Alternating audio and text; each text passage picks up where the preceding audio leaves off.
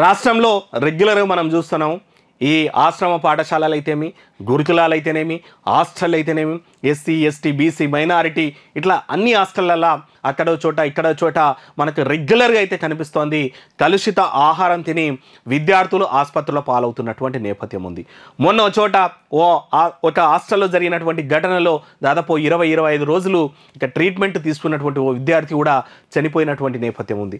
ఇక నారాయణపేట జిల్లాల మాజనూరులో మాత్రము ఎంటెంటనే అంటే 10 రోజుల వారం రోజుల వ్యవధిలోనే 2-3 సార్లు కూడా ఇన్సిడెంట్ జరిగినటువంటి నేపథ్యం ఉంది. దీని మీద కోర్టు అయితే చాలా తీవ్రంగా స్పందించినటువంటి నేపథ్యం ఉంది. ఇక పిల్లల ప్రాణాలు పోతే తప్ప స్పందించరా? మాగనూరు పాఠశాలలో మధ్యాహ్న భోజన కలుషితంపై హైకోర్టు హార్డ్గా అధికారులు నిద్రపోతున్నారా అంటూ నిలదీత విద్యార్థులు అస్వస్థతకు గురైతే తక్షణ చర్యలు చేపట్టారా అని మండిపాటు పూర్తి స్థాయి నివేదిక సమర్పించాలని కూడా ప్రభుత్వానికి ఆదేశాలు కూడా జారీ చేసినటువంటి నేపథ్యం ఉంది. దీంతో పాటు అధికారుల మీద అయితే తీవ్రంగా స్పందించింది హైకోర్టు. అధికారుల్లో మానవత్వం కరువైంది, అధికారులకు పిల్లలు లేరా? ఇలాంటి ఘటనలపై ఇట్లనే స్పందిస్తారా? కలుషిత ఆహారం పెట్టడమే కాక విద్యార్థులు అస్వస్థతకు గురైతే తక్షణ చర్యలు చేపట్టారా? అధికారులు కనీస మానవత్వం కరువైంది, నిర్లిప్తత నిర్లక్ష్యం ఎక్కువైంది, మమ్మల్ని నిర్ణయం తీసుకోమని చెబితే జిల్లా విద్యార్థి డిఓను సస్పెండ్ చేస్తామన్నటువంటిది కూడా చెప్పినటువంటి నేపథ్యం ఉంది. ఇది ఎందుకంటే మనం చాలా చోట్ల చూస్తున్నాం, ప్రతిసారి కూడా చెప్తున్నాం, ఈ హాస్టళ్ళు పాపం పేద పిల్లలు ఉండేటువంటి హాస్టల్ అవి. అంటే తిండికి కూడా ఇబ్బంది పడుతున్నటువంటి ఫ్యామిలీస్ మాత్రమే ఈరోజు గవర్నమెంట్ స్కూళ్ళల్లో చదివిస్తున్నాయి. పిల్లల్ని హాస్టల్లో పెడితే అట్లీస్ట్ పిల్లలైనా సరే 3 పూటల తిండి తింటారు అన్నటువంటి ఆశతోటి ఇక పిల్లల్ని హాస్టల్లో పెడుతున్నారు ఈరోజు. ఎందుకంటే కొంచెం మినిమం సంపాదన ఉన్నా సరే, కొంచెం పిల్లల్ని చదివించాలి, మంచిగా చదివించాలనుకున్నా సరే, ఈరోజు కొంచెం మెయింటెనెన్స్ బాగున్నా సరే పిల్లల్ని గవర్నమెంట్ హాస్పిటల్లో అయితే ఎవరు చేపిస్తలేరు. అందరూ ప్రైవేట్ హాస్టళ్ళల్లో అయితే పెడుతున్నారు, ప్రైవేట్ స్కూళ్ళల్లో అయితే చదివిస్తున్నారు. కానీ మినిమం మెయింటెనెన్స్ కూడా వెళ్ళని వాళ్ళు, ఇక ఏం పరిస్థితులు బాగాలేని వాళ్ళు మాత్రమే ఈరోజు గవర్నమెంట్ హాస్టల్లో పిల్లల్ని పెట్టి చదివిస్తున్నారు. మరి అట్లాంటి పిల్లల్ని గవర్నమెంట్ ఎట్లా చూసుకోవాలనుకుంటే తమ బిడ్డల్లాగా చూసుకోవాలి. రెండవది ఏంటంటే ఈడ ఉన్నటువంటి అధికారులు కానీ లేదంటే టీచర్లు కానీ వాళ్ళు ఏంటంటే ఆ పిల్లలు ఉన్నారు కాబట్టి వీళ్ళకి జాబ్లు ఉన్నాయన్నటువంటి మాట. నిన్న మనం ఓ సందర్భం చూసిండే, ఇక ఖమ్మం జిల్లాలో ఎక్కడోనంట ఒకటే విద్యార్థి ఉన్నారంట. ఆ ఒక విద్యార్థి కోసం గవర్నమెంటు 12 లక్షల రూపాయలు కూడా ఖర్చు పెడుతుందంట. అంటే ఆ ఒక్క విద్యార్థి కూడా లేకపోతే ఆడ పోస్టే ఉండదు కదా. అంటే ఒక విద్యార్థి కోసం 12 లక్షల రూపాయలు ఖర్చు పెడుతున్నప్పుడు, లేదంటే గవర్నమెంట్ స్టాటిస్టిక్స్ ప్రకారమే, గవర్నమెంట్ లెక్కల ప్రకారమే ఈ హాస్టల్ పిల్లల మీద ఒక్కొక్క పిల్లోని మీద గవర్నమెంట్ సంవత్సరానికి దాదాపు 95,000 నుంచి ₹1,00,000 వరకు కూడా ఖర్చు పెడుతుందంట. ఈరోజు 95,000 నుంచి ₹1,00,000 ఖర్చు పెడితే ప్రైవేట్ హాస్టల్ ఇట్లా కళ్ళ తగ్గుకొని పిల్లల చదువు చెప్పేటట్టున్నాయి. ఆ డిస్ట్రిక్ట్ ఇక హైదరాబాద్లోనే ₹1,00,000 హాస్టల్ చదువు వస్తున్నటువంటిది. ఇంకా డిస్ట్రిక్ట్ హెడ్ క్వార్టర్ వెళ్తే 50-60 వేలలో కూడా పిల్లలకి ఎడ్యుకేషన్ ఇస్తున్నాయి. ఇక బోర్డింగ్ లాడ్జింగ్ అక్కడనే ఎడ్యుకేషన్ కూడా ఇస్తున్నటువంటి నేపథ్యం ఉంది. అంటే హాస్టల్తో పాటు ఎడ్యుకేషన్ కూడా 50-60 వేల రూపాయల ఇక ప్రైవేట్ స్కూళ్ళు ప్రైవేట్ హాస్టల్ ఇస్తున్నప్పుడు మరి ఒక్కొక్క విద్యార్థి మీద గవర్నమెంటు 95,000 నుంచి ₹1,00,000 ఖర్చు పెడుతుంటే ఇంకా ఎంత నాణ్యతతోటి విద్య ఇవ్వాలి, ఎంత నాణ్యతతోటి ఫుడ్ పెట్టాలి. కానీ ఏమైందంటే నిర్లక్ష్యం, నిర్లిప్తత, అలసత్వం, మమ్మల్ని ఎవరేం చేస్తారు, ఇట్లాంటి ఘటనలు జరిగితే ఎవరు పట్టించుకుంటారు అనేటువంటి నిర్లక్ష్యం, అలసత్వం, నిర్లిప్తత అనేటువంటిదే ఈరోజు ఇట్లాంటి ఘటనలకు కారణం అయితే ఈవెన్ హైకోర్టు కూడా ఇక చివాట్లు పెట్టినటువంటి నేపథ్యం ఉంది. మీ పిల్లలకే ఇట్లా జరిగితే మీ పిల్లలు లేరా? మీ పిల్లలకి ఇట్లా జరిగితే భరిస్తారా? ఎందుకంటే ఈరోజు మనం చూస్తున్నాం ఆ అధికారులు ఆ హాస్టళ్ళల్లో లేని ఆ స్కూళ్ళల్లో పనిచేసే అధికారులు వాళ్ళ పిల్లల్ని ఎవరిని హాస్టళ్ళల్లో పెట్టరు, ఆ స్కూళ్ళల్లో చదివేరు. వాళ్ళ పిల్లలు యాన్నో కార్పొరేట్ దాంట్లో 1,00,000-2 లక్షలు కట్టి ఆడ మళ్ళీ ఆ పిల్లలకు అట్లాంటి ఫుడ్ పెడితే వీళ్ళు పోయి పంచాయతీ చేస్తారు. కానీ ఎవరైతే వాళ్ళ జీతాలకు వాళ్ళ కడుపు నింపనింకే పైసలు రానింకే ఆ పిల్లలు ఉన్నారు హాస్టళ్ళల్లో, వాళ్ళ పుట్ట కొడుతూ వీళ్ళ పుట్ట నింపుకుంటూ వీళ్ళ పిల్లలకి ఇక పంచభక్ష పర్వణాలు పెడుతున్నటువంటి నేపథ్యం ఉంది. అంటే చాలా చోట్ల ఇదే జరుగుతోంది. ఎందుకంటే గత ప్రభుత్వంలో ఉన్నప్పుడు మనం జిందగీ మీడియా నుంచే పలు హాస్టల్ అయితే పెట్టినాం. ఎంత దారుణంగా ఉన్నాయంటే ఈ ఎస్సీ ఎస్టీ హాస్టల్ల పిల్లలు, అట్లీస్ట్ బీసీ హాస్టల్ అయితే కొంచెం వరకు మెరుగ్గా ఉన్నాయి. కానీ ఓ హాస్టల్లో చూస్తే ఓ హాస్టల్లో ఎస్టీ హాస్టల్ అంట, అది సాయంత్రం పూట చలికి ఈ నవంబర్లోనో డిసెంబర్లో పోయినా నేను ఆ సాయంత్రం పూట మొత్తం ఇట్లా ఓపెన్, ఆ పక్కనే మొత్తం ఆ ప్లేట్లు, తిండి ప్లేట్లు గడిగే దగ్గర పందులు వివరిస్తున్నాయి, కుక్కలు వివరిస్తున్నాయి. ఆ పిల్లలు ఆ పందుల పాటు ఆ కుక్కలతోటి పోయి ప్లేట్లు కడుక్కున్నటువంటి పరిస్థితులు ఉన్నాయి. అంటే గవర్నమెంట్ ఇంత ఇస్తున్నప్పుడు, ఇంత బడ్జెట్ పెడుతున్నప్పుడు సాయంత్రం 6:30కి ఆడ వార్డెన్ లేడు. నేను పోయిన హాస్టల్ దగ్గరికి సాయంత్రం 6:30కి వార్డెన్ లేడు. ఆడ పిల్లలు ఇష్టం ఉన్నట్టు కూడా చేసుకునే పరిస్థితి. ఒకవేళ అవే గర్ల్స్ హాస్టల్ అయితే పరిస్థితి ఏంది? అయితే ఎంత దారుణంగా ఉందంటే ఆ దాన్ని చూస్తే అమ్మో ఇంత భయంకరంగా ఉందా. నేను విజిట్ చేసిన హాస్టల్ వచ్చేసి ఎస్టీ హాస్టల్.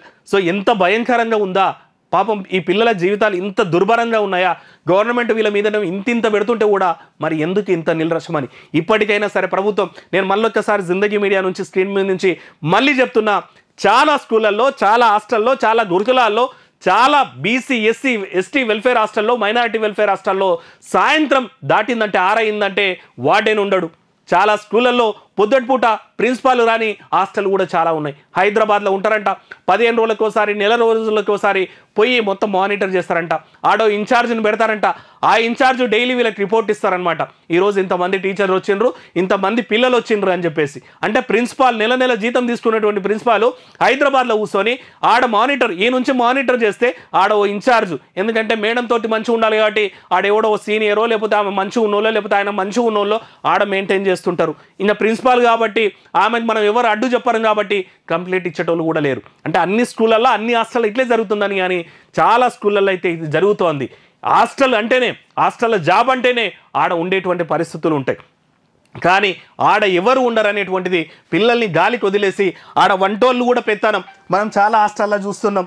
చాలా హాస్టళ్ళల్లో చాలా సంఘటనలు చూస్తున్నాం. నిన్నేన్నో ఒక హాస్టల్లో వంట ఆమె ఒక పాపను నగ్నంగా ఫోటోలు తీయించినటువంటి ఘటన. అంటే ఆడ ఓ వార్డెనో, ఓ ప్రిన్సిపాలో, ఓ హెచ్ఎంఓ ఉంటే అట్లాంటి ఘటన జరిగేదా? వంట ఆమె బయట నుంచి ఓ కెమెరామన్ని పట్టుకొచ్చి, ఓ పిల్లోని పట్టుకొచ్చి ఆ పాప నగ్న చిత్రాలు తీసినటువంటి ఘటన సభ్య సమాజం తలదించుకునేటువంటిది. ఈ గవర్నమెంట్కి అవమానం అని చెప్పాలి. ఈ గవర్నమెంట్ పాలిస్తున్నటువంటి గవర్నమెంట్కి నిజంగా అవమానకరమైనటువంటి సంఘటన అది. ఒక అమ్మాయిని ఒక వంట మనిషి నగ్నంగా చిత్రాలు తీపించినటువంటిది. సరే, ఎట్లా ఏం శుద్ర పూజలు జరిగినాయా, లేకపోతే ఇంకేదన్నా జరిగిందా, లేకపోతే ఇంకో కోసం ఆ ఫోటోలను వాడినరా? కానీ నిజంగా ఇట్లాంటి ఘటనలు జరిగినప్పుడు సస్పెండ్ అన్నటువంటి మాట కాదు, ఆ దానికి బాధ్యులైనటువంటి అక్కడ ఉన్నటువంటి హెచ్ఎంను కానీ, ప్రిన్సిపాల్ను కానీ, లేకపోతే వార్డెను కానీ డిస్మిస్ చేసేటువంటి ఘటనలు అయితే రేపు ఇంకోసారి ఇట్లాంటివి జరుగుతాయి. ఒక మాగనూరు హాస్టల్ తీసుకున్నట్టయితే 10-15 రోజుల కింద ఒక ఇన్సిడెంట్ జరిగింది. కలుషిత ఆహారం తిని పిల్లలు దాని బాధను పడి హాస్పిటల్ 30-40 మంది పిల్లలు హాస్పిటల్ పాలయ్యిండ్రు.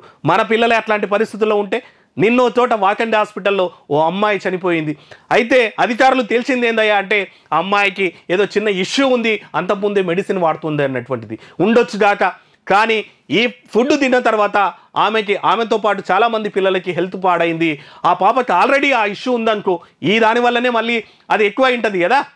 చిన్న ఇంటర్లింక్డ్ డిసీజెస్ ఉన్నప్పుడు అది ఎక్కువై కూడా ప్రాణాలు కోల్పోయినట్టు ఉంటుంది కదా. అంటే కేవలం ఆ ఇష్యూ వల్లనే ఆయన చనిపోయిందని చెప్పేటువంటి క్లెయిమ్ చేసేటువంటి అధికారులను డిస్మిస్ చేయాల్సినటువంటి అవసరం ఉంటుంది. ఎందుకంటే ఆ పిల్లలు ఉండడం వల్లనే వాళ్ళ జీతాలు వస్తున్నాయి, ఆ పిల్లలు ఉండడం వల్లనే గవర్నమెంట్ వాళ్ళకి జీతాలు ఇస్తుంది అన్న మినిమం సోయి అధికారులకు కానీ లేకపోవడం అనేటువంటిది చాలా విచారకరం, విడ్డూరం అన్నటువంటి మాట అయితే చెప్పాలి. ఇప్పుడు గవర్నమెంట్ చెప్తోంది ఇక వారానికి ఒకసారి పోయి మానిటర్ చేస్తారంట. మానిటర్ చేయాల్సిన అవసరమే ఉంది, మళ్ళీ దాని మీద వ్యవస్థను ఏర్పాటు చేయడం ఎందుకుంది?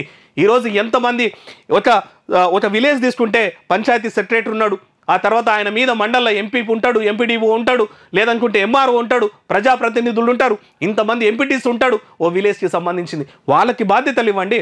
వాళ్ళ బాధ్యతలు ఇచ్చేస్తే మళ్ళీ ఇంకో స్పెషల్ మానిటరింగ్ టీం అవసరం లేదు కదా, దాని మీద చర్చ అవసరం లేదు కదా. రెండోసారి ఇట్లాంటి ఇన్సిడెంట్ జరిగిందంటే మీ ఉద్యోగాలను తీసేస్తామన్నటువంటి కఠినమైనటువంటి కండిషన్ ఉంటే, ఎందుకంటే పిల్లల జీవితాలు ఎందుకంటే నిండు 100 ఏళ్ల ఆయుష్ ఉన్నటువంటి జీవితాలు ఈరోజు అర్ధాంతరంగా ముగిసిపోతుంటే, చనిపోతుంటే, ప్రాణాలు పోతుంటే ఆ పిల్లల్ని కన్నోళ్ళ పరిస్థితి, గుండె కోతలు ఎంత బాధగా ఉంటాయన్నటువంటిది ఓ కన్న తల్లి తండ్రి అయినటువంటి అధికారులకు లేకపోవడం అన్నటువంటి నిజంగా సిగ్గుచేటన్నటువంటి మాట చెప్పాలి. అదే హైకోర్టు కూడా మొట్టికాయలు చివాట్లు కూడా పెట్టినటువంటి సందర్భం ఉంది. ప్రభుత్వం ఇట్లాంటి వాటిని అసలు క్షమించరాని నేరాల కింద పెట్టాలి. వాళ్ళని డిస్మిస్, ట్రాన్స్ఫరో లేకపోతే సస్పెండో కాదు, ఇమీడియట్గా వాళ్ళని డిస్మిస్ చేసేటువంటి చట్టాలను ఏర్పాటు చేయాలి. ఇక హాస్టల్లో ఎప్పుడైనా సరే పురుగుల అన్నం వచ్చినా సరే, లేదంటే నాణ్యత లేని ఫుడ్ ఇచ్చినా సరే, కుళ్ళిపోయిన కోడి గుడ్లు పెట్టినా సరే, లేకపోతే పిల్లలకు వచ్చినటువంటి ఫుడ్ను పక్కదారులు పట్టించి పంది కొట్టులాగా అధికారులు తిన్నా సరే వీళ్ళని డిస్మిస్ చేసేటువంటి చట్టాలైతే తేవాలే, కఠినంగా శిక్షిస్తేనే ఇట్లాంటివి పునరావృతం కాదు. లేదనుకుంటే ప్రభుత్వం మీద ఇది ఓ మసగాగా ఉంటుంది. ఈరోజు ప్రతిపక్షాలు చూస్తున్నాము, ఎక్కడికెక్కడ ప్రతిపక్షాలు ప్రభుత్వం మీద విమర్శిస్తున్నాయి. దాంతోపాటు గురుకుల బాటాని కూడా వచ్చే మంత్ నుంచి కూడా అన్ని గురుకులాలు తిరగడానికి కూడా ఆనాడు మాజీ గురుకులాల సెక్రటరీ ఉన్నటువంటి ఆర్ఎస్ ప్రవీణ్ కుమార్ నేతృత్వంలో ఇక ప్రతిపక్షం ఆందోళన కూడా ఇక ఉధృతం చేయడానికి కూడా సిద్ధమవుతోంది. సో ప్రభుత్వం అప్రతిష్ట పాలు కావదంటుంటే దీని మీద కఠినమైనటువంటి చర్యలు తీసుకోవాల్సిన అవసరం ఎంతైనా ఉందని అయితే చెప్తున్నాం.